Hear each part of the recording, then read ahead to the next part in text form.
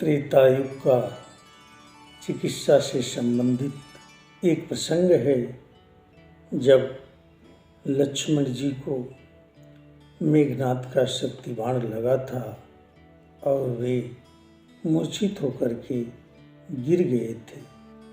उस समय सागर के तट पर आजकल जैसे चिकित्सकीय संसाधन नहीं थे।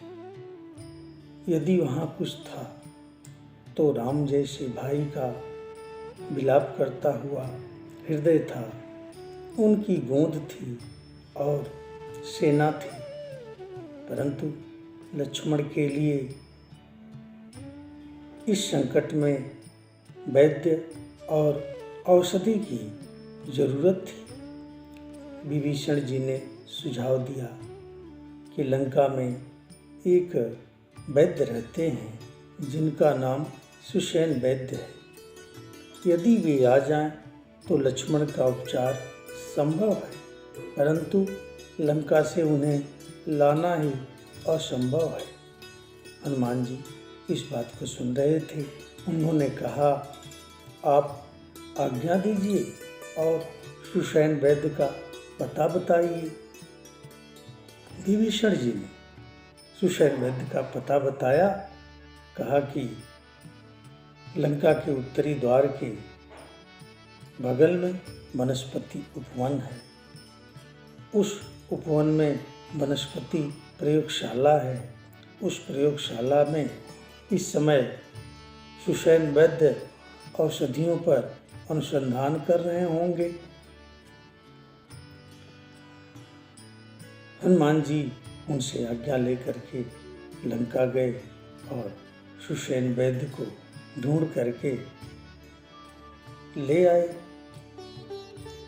तथा हनुमान जी ने सुषेण वैद्य से कहा, आरोग्यनाथ रोगी का कल्याण करे। सुषेण वैद्य उस समय वैद्य धर्म से विचलित थे। वे कह रहे थे कि मैं दूसरे देश का राज वैद्य हूँ, मैं शत्रु पक्ष का वैद्य हूँ, आपके रोगी का अहित कर सकता हूँ। आप लोगों को मुझ पर विश्वास नहीं रखना चाहिए। विभीषण जी ने कहा कि वैद्य सारे मानव जाति का होता है। वैद्य के लिए देश और काल की सीमा नहीं रहती।